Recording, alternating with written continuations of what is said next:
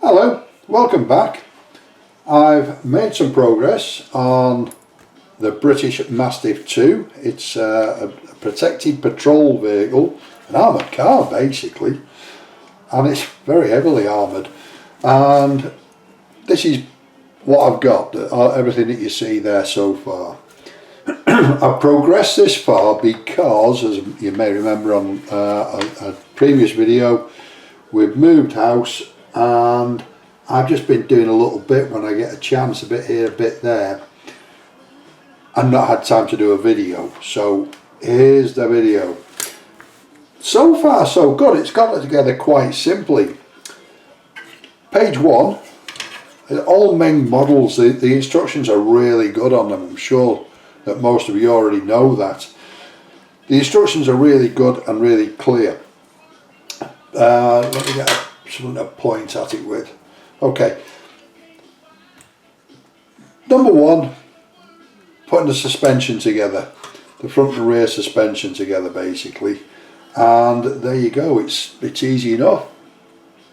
Nothing complicated there at all. Spring hangers bolted onto the chassis. The chassis is what you'd call a monocoque. It's one piece moulded, I would imagine, or welded together anyway, and it would be quite heavy steel. It's also shaped, if you can see, oh, where are you? As you can see at the back there, and the theory being that if a mine goes off underneath it, the blast goes to the sides. If I'm not mistaken, I think the Israelis designed it in the first place. Everything underneath is shaped the same way to move an explosion, the forces, to the sides and up the side of the vehicle. I'm sure that any of you guys that were in the military that have used these things, if I've said anything incorrectly, I'm sure you'll put me right, and I'd be very glad if you did if I've got it wrong. That's the axle, the spring hangers put on there. It then goes on to putting steps on the back. I was a bit dubious about doing that. It's an assembly at the back here with a tow hook and the steps on the back. So I put all that on, and the reason I was a bit dubious about putting it all on is in case when I put it down I broke it off, because as you can see, this piece here in particular it's delicate to say the least. There's a couple of bits of brass on there, they've already gone in, and the towing hook, towing eye has gone in there, so it'll come out under the step. Can you see that there? Yeah, you can. Comes out under the step there. See, I got myself a pointer and then pointed with my finger. So that comes out on there. That was easy enough. So far so good. Gives you an idea. Again, the instructions are very good. It gives you an idea of the angle that it's meant to be at. It then tells you to put the spring hangers onto the shell, the underneath, and then to build up the axles. Really quite easy, nothing complex there at all. And the torque bars on the axles, both differentials, and as I say, nothing difficult there at all. Moving swiftly on, it also, I might say, there's two different versions of this apparently, an A version and a B version. I've done the A version, but I started this so long ago that I can't remember now why I chose the A version. There must have been a reason, I'm sure. So that's the axles, the rear axles put together, and most of the drive lines there as well. And as you can see, it's on there. Simple enough. First axle, second axle. The transfer box is underneath here, so there isn't actually a transfer box, as if I remember rightly. It's just that cover. They put the cover in, but not the transfer box. But you can see the prop shafts, drive shafts if you're not a Brit, and the prop shafts coming out to the front wheel. And as I say, the transfer box would be underneath that. Moving swiftly on, build the front axle up. Again, really quite simple, nothing difficult there at all. I've set the front axle, because I like to pose the vehicles, and I've set the front axle so that, can you see it there? Yeah, of course you can. So that you can, the front wheels are turned. They're not designed to turn, but you can, they are designed to turn, but as soon as you put this cross member in here, you have to glue it on, and once you've glued it on, those wheels don't turn anymore. Also, this little hydraulic, the power steering ram here, doesn't go in and out, so you have to extend it a little bit to get it to go, and the one on the other side here you have to shorten. So this one you have to make a little bit longer, this one you have to shorten. Simple enough though, there's no rocket science with it. And then they just plonk onto the spring hangers, the springs. So that's that. All put together on there. As I say, nothing difficult. Differential on the front axle. You then put the front and rear axles onto the chassis, and again it tells you exactly how to do it. That's the cover that would cover the transfer box, and as you can see there's no actual transfer box on there. You'd never see it again, so it's just a waste of plastic really. And the transfer box, which is built up there, plonks on the top after you put the drive shafts on and the axles. Moving on, you've got the two fuel tanks, one each side. Again, simple enough to build, nice square things, and one either side there. A little bit of photo etch for a step on there, can you see that? Yeah, of course you can. Yeah, and it's exactly the same on the other side. The fuel filler pipes on either side there, and again tells you that you can't get it wrong. There's nothing that you could get wrong there. It then tells you how to put the front of the chassis on, the chassis member on, and two slings for you can use them for towing, pulling it out of the mud, lifting it up, or anything you want really. And they of course do move up and down. Yeah, simple stuff, just don't put any glue on them. So that's that, and again easy enough. That the frame just bolts on, glues on onto the front there. Moving on, swiftly on. As I say, I got quite a lot done on this. Then it's putting the fuel tanks onto the frame here. I don't know if you'd call that a chassis or not. I'm not really sure what you'd call that. It's more like a monocoque, isn't it? But you put the fuel tanks onto the sides and the frame on the front there, the extension of the chassis on the front there. I'm going to call it a chassis, I don't care. I'm brave. Underneath that one, it's building the wheels up. Again, really quite simple. Don't forget to put the polycap in. It'd have been nice if they'd have put the polycap, made the polycap in black. And you put the polycap in, I bet you can't see it in here. Oh, there you go. No, you can't see it in there, but the polycap sits inside there. And for those of you that haven't done one of these, when you then push it on an axle, let's get an axle. When you then push it onto the axle, it won't come back off again. It won't fall off, if you like, and it will turn quite easily. I mean, I'm not going to make these so that they brum up and down, but some people may want them to be movable, I don't know. But that's how it goes. Everything goes together really, again, really simply, but don't forget to put the polycap in. I keep saying that because I forgot on the first time I did this. I forgot what that polycap was for and glued it in. Wasn't a great idea. So 6 wheels and 6 tyres. The tyres are big old tyres. Can't find them, don't know where they are. I'll find them before long.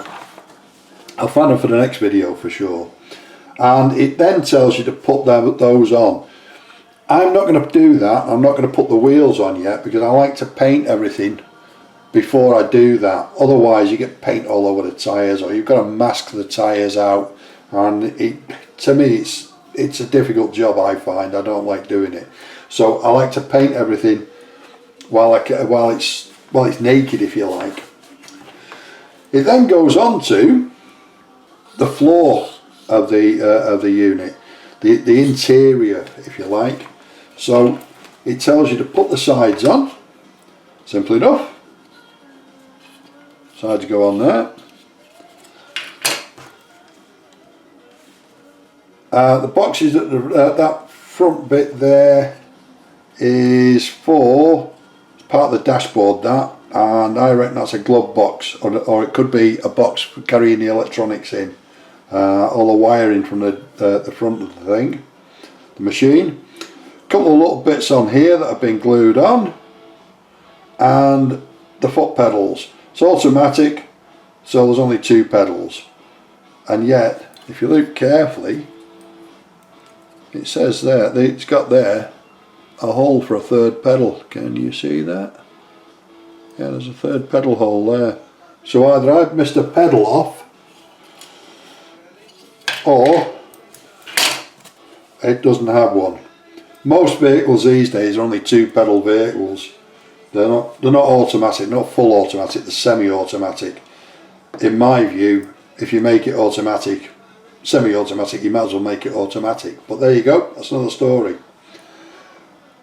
The seats then go together. Again, dead simple. Front seats are sprung. Driver and passenger get a nice sprung seat. Excellent. Poor boys in the back, don't. Make your own mind up on that one, guys. So driver's seats, simple enough. The suspension under the seats goes together and the seat pops on top. I've gone again with these seat belts. I don't know what they're made of, but it's almost impossible to stick them. But a guy whose name I can't remember, when I edit the video I will find his name and I shall put a link to him on the bottom, and he has said that the best way to do it is to paint them with primer, and then they will just stick on.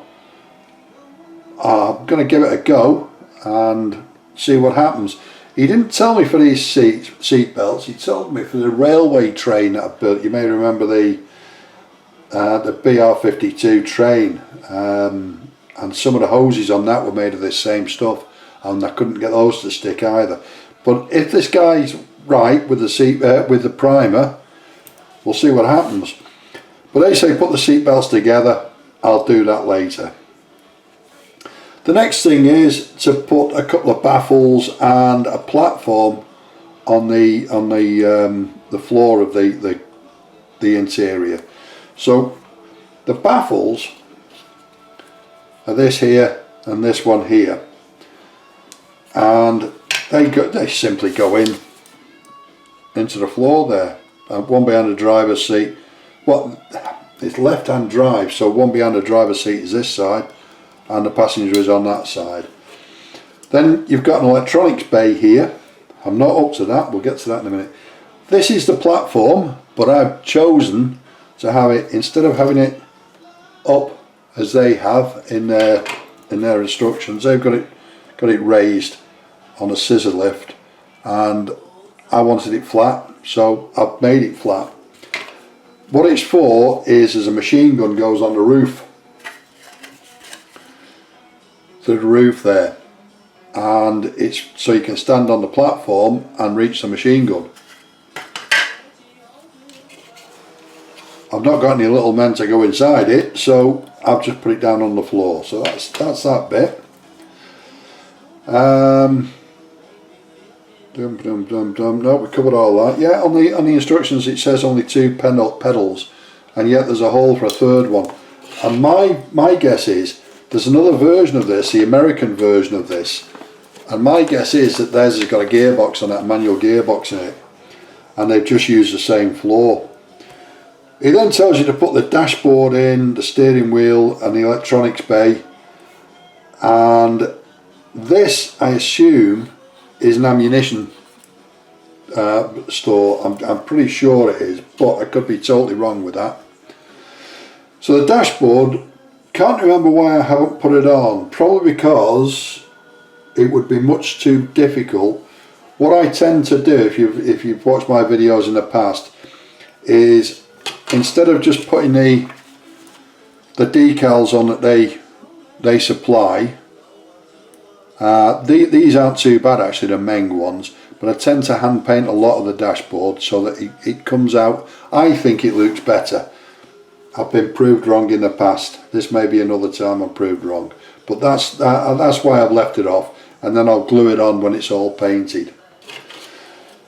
All the rest of the interior there, I've gone a bit over the top here, as I very often do. And can you see it in there? I've bent all the wires. I always watch videos and look at photographs of the real thing, and in the real thing there's a myriad of wires going in and out here. So I've tried to put some of those in, and it's almost the same. It's difficult to do though, I've got to tell you, and you end up with a right old mess at the back of it there, but that gets covered up. And what else have I got on there? Yeah, it just tells you about the bits that you have to stick on to this electronics. I think it's communication and electronics. There you go on. Already mentioned the steering wheel. The fire extinguisher box at the back, there's 2 fire extinguishers to go in there, which I obviously haven't put together, or I put them together and lost them. That's not beyond the realms. So there's 2 fire extinguishers going there basically.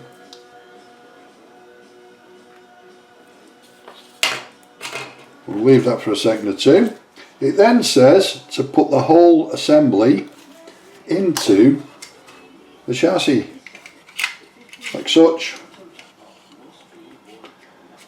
And if you look carefully at it, it lines up at the back, and then there's a couple of markers on the inside there where you'll find that it just fits in nicely, and then it'll clip into place, and then it'll glue down nicely.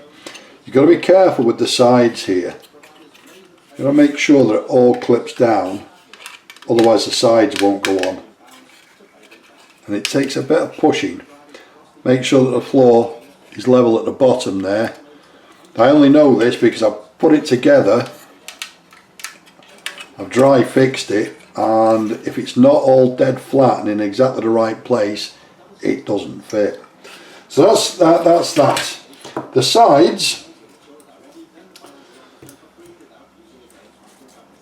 there's nothing much to, I'm running ahead of myself here. So that plonks into there. Then all of the seats in the rear of the vehicle, I've actually written on there testing glues. I tested every kind of glue I've got, from PVA to all sorts of stuff, and nothing whatsoever stuck it down. As I say, I'll try this guy's version of it and let you know how it gets on basically. It also tells you to put that ladder shaped thing in there. Where is it? 2 of them there, and they go between the seats, so you'll get a seat, and then like so it sits on a little block there.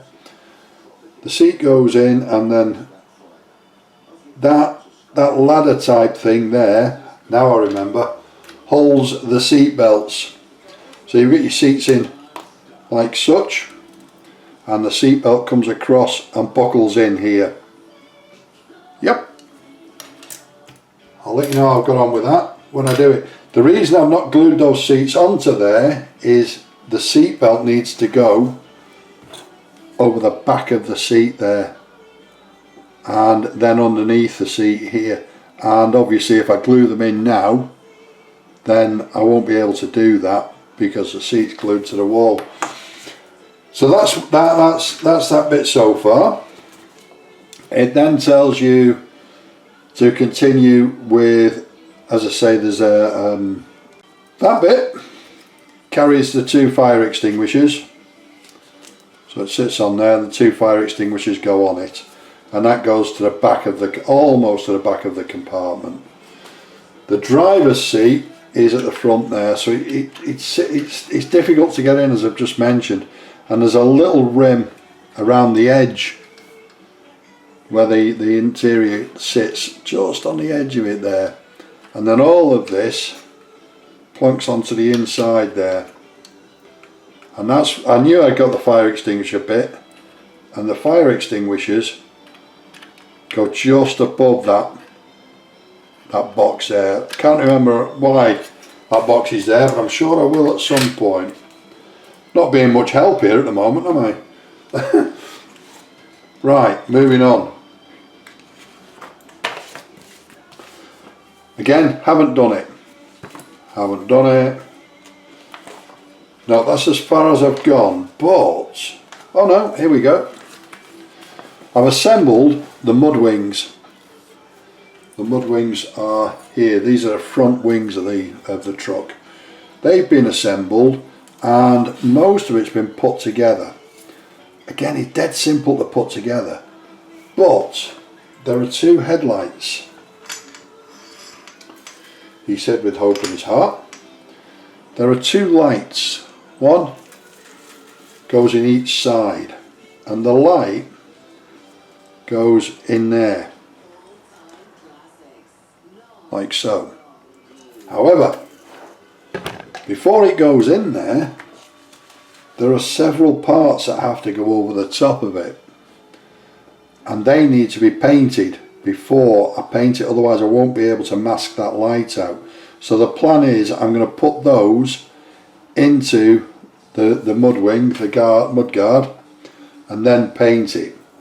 It's also got 2 lights on it, as you can see, a half one and a full one. They're ever so tiny, they really are tiny little things. Hopefully you'll be able to see them on the video here. One of them is there, can you see it? And there's a tiny LED behind it. The other one is there, and again there's a tiny LED behind it. The wiring I've glued to the back here, the back of the mud wing, and that will go through eventually through the chassis here somewhere, and then onto wherever I put the electronics. The headlight that I've just spoken about, again, is on an LED. The lens is in, and the LED is ever so small. Goes in through the back there. Tiny hole drilled into it before you assemble it. Puts your wires in this way so that they come from the inside to the out. You might be able to see that LED, to be honest. You can just see it in there, yeah. Little yellow thing. And it's tiny. It really is tiny. They are very bright though. And enough wire to wire it to wherever I decide to put the electronics. So that's those. And they were simple enough to put together. Air filter that goes together and sits on top of one of the wings. Again, easy enough to put together, nothing complex there at all. I don't think I've put anything else together yet. No, I haven't. What I have done though is, if we go back a bit,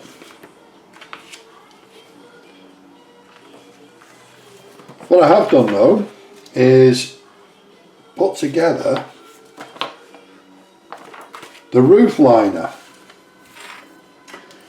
In the roof here you have a roof liner, it's a fair comment, and that goes in and just drops in there, and it lines up with the sides. The sides go in, drop into it, and the whole thing fits on top of the chassis. Okay, what it does have in there are T2, which is a clear lens which goes into the holes at the top, and there are 2, 4, 6, 7 of them, and I'm guessing that there's 7 lights in there because unlike the American version there are no windows. I can understand it not having any windows, and it makes perfect sense. It's much more secure and much more much less vulnerable without any windows in it. 2 reasons: you can strengthen it and you can't see inside it. So 7 lights on the inside, and that's quite a complex bit of wiring. So what I've done is, you can see the wiring there. Once I'd worked out what I was doing, it's actually quite simple. You can buy copper tape, and I've cut it down into very thin strips and put 2 strips all the way round the top of the frame, and I put them round so that obviously so that they don't actually touch each other. Then soldered the corners so that you've got a good contact, and then you've got to mark them. Otherwise you're going to get very confused on this. Plus and minus, you can see the plus and minus on there, and then the plus and minus of each light goes to each copper strip. I could have got away with only doing 1, but it doesn't really matter. The reason I've done it so that it comes down both sides, the wires will come out down the back of this part of the unit, the top structure if you like, and they will solder onto either this side or this side, whichever side makes it easiest to go wherever I put the electronics. The LEDs on these, I didn't buy them ready wired. I soldered the wires onto them. I thought that would be impossible, but it's actually quite easy once you've got a bit of practice on it. And I haven't set up a lighting rig yet, but all of that does work. I have tested it and it does all work. One mistake I made is I let my soldering iron touch, I don't know where you can see that, soldering iron touch that bit there, and I've melted a little piece out of it. I don't think it's the end of the world. It all still sits nice and flat on the interior roof, on the interior of the cabin. Sits down nice and neatly. Whoop, there you go. Sits down there nice and neatly, and when it's glued in it'll be fine, he said with hope in his heart. That, my friends, is where I'm up to. That's all I've done. As I say, it's just bits and pieces that I've fired myself up for as I'm going along. I think it looks pretty good so far, and I do like the main kits. They go together really easily. When I get a bit more done, I shall make another video and you guys will be the first to see it. Any questions, any comments, please don't hesitate and leave them in the comments boxes at the bottom.